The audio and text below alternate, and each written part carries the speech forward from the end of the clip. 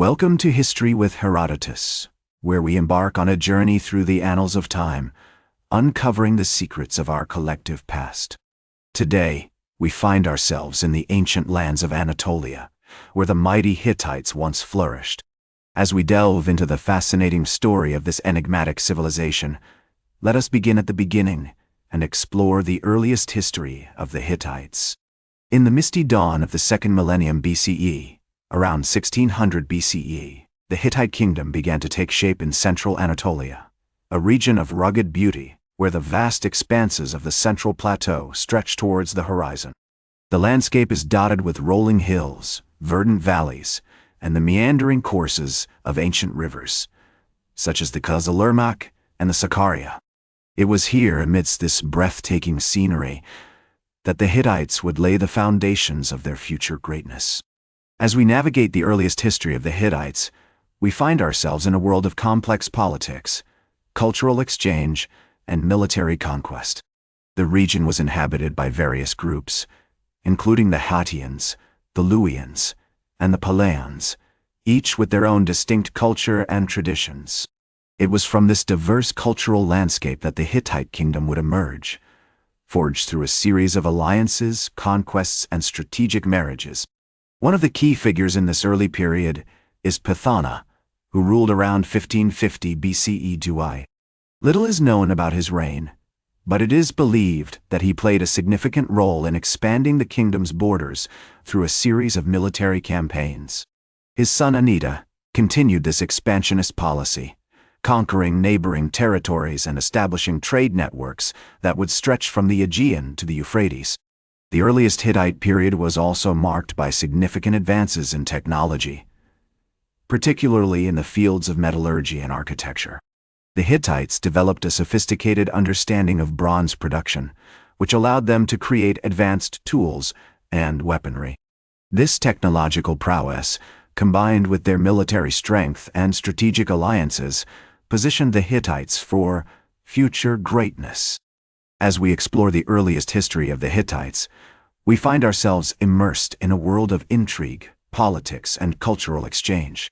The Hittite kingdom was not yet the dominant power it would become, but the foundations were being laid for a civilization that would leave an indelible mark on the ancient world.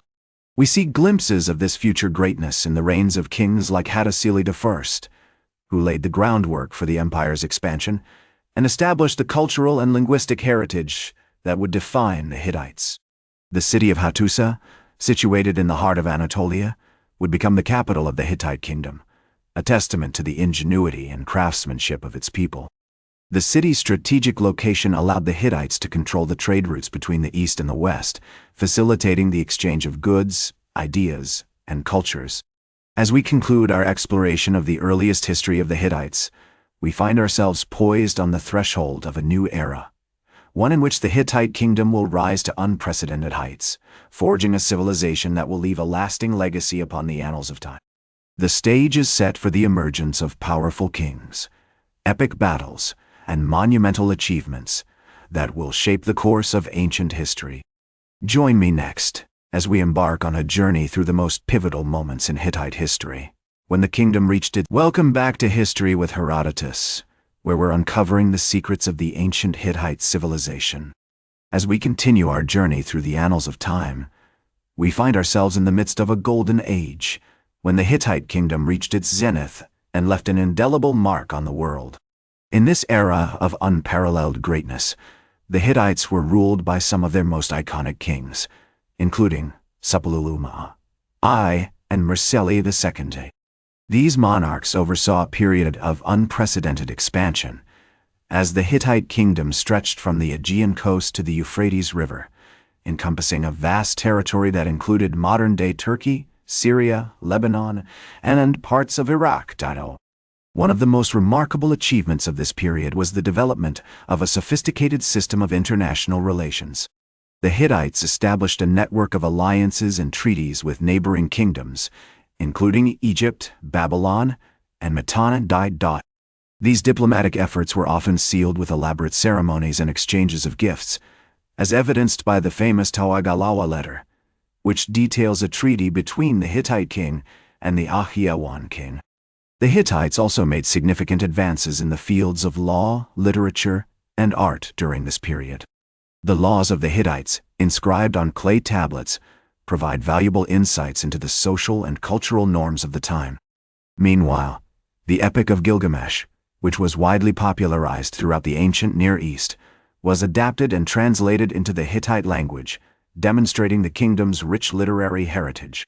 As we explore this golden age of Hittite history, we're struck by the grandeur and majesty of their architectural achievements.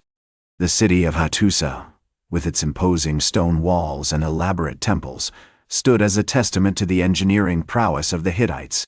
The nearby rock sanctuary of Yazilikaya, adorned with intricate carvings and sculptures, remains one of the most impressive examples of ancient Hittite art. The great king, Suppiluliuma I, who ruled from around 1344 to 1322 BCE, exemplifies the wisdom and strategic thinking that characterized this period. As he wrote in his own annals, I, Suppiluliuma, the great king, have conquered all the lands from the Euphrates to the Aegean, and I have made them subject to my rule. His military campaigns and diplomatic efforts expanded the Hittite kingdom, securing its position as a dominant power in the ancient Near East.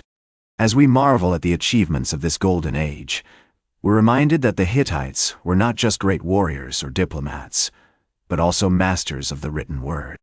Their cuneiform tablets, inscribed with myths, legends, and historical records, have provided us with a window into their world, allowing us to reconstruct the complexities of their society and culture. As we reach the pinnacle of Hittite power and influence, we begin to see the first hints of decline on the horizon. The kingdom's extensive borders, once a symbol of strength, now pose a significant challenge to its rulers. Internal conflicts, external pressures, and the strain of maintaining a vast empire all take their toll. Join me next as we explore the final chapter in the Hittite saga, when the kingdom faces its greatest challenges and leaves behind a lasting legacy that will shape the course of history.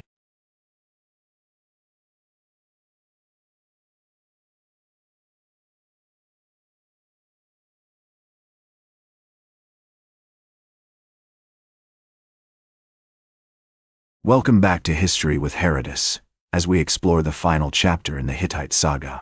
The kingdom, once at the zenith of its power and influence, now faces its greatest challenges. The extensive borders, which were once a symbol of strength, pose a significant challenge to its rulers. Internal conflicts, external pressures, and the strain of maintaining a vast empire all take their toll. As we delve into this period of decline, we find that the Hittite kingdom is beset on all sides by threats. The Sea Peoples, a loose confederation of naval raiders, begin to make incursions into Hittite territory, weakening its coastal defenses. Meanwhile, the Assyrians, who had long been a thorn in the side of the Hittites, begin to assert their dominance over the region. One of the most significant events of this period is the Battle of Kadesh, fought between the Hittites and the Egyptians in 1274 BCE. Although the battle was indecisive, it marked a turning point in the fortunes of the Hittite kingdom. The massive resources expended on the war effort had drained the treasury, leaving the kingdom vulnerable to internal strife and external threats. As the Hittite kingdom begins to fragment, we see the emergence of smaller, independent states.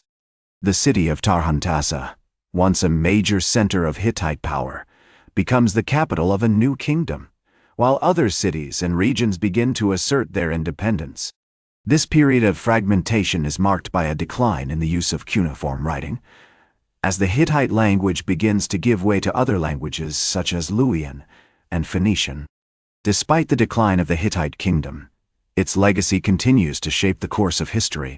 The Hittites had played a significant role in the development of international relations, establishing a network of alliances and treaties that would influence diplomacy for centuries to come. Their contributions to law, literature, and art also left a lasting impact on the ancient Near East. As we explore the final years of the Hittite kingdom, we're reminded that the empire that was once so great has now been reduced to nothing, as the Hittite king Tudhaliya IV would later write. The once mighty Hittite kingdom, which had stretched from the Aegean coast to the Euphrates River, is now a shadow of its former self. In the end, it is the trade networks and cultural exchange that the Hittites had established, which continue to thrive even after the collapse of their kingdom. The Phoenicians, who had learned the art of writing and navigation from the Hittites, go on to establish a vast trading empire that spans the Mediterranean. Meanwhile, the Luwians, who had adopted many of the Hittite customs and traditions, continue to play an important role in the region.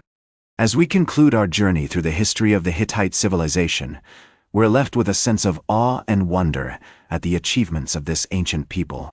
From their impressive architectural achievements to their significant contributions to law, literature, and art, the Hittites have left an indelible mark on the course of human history.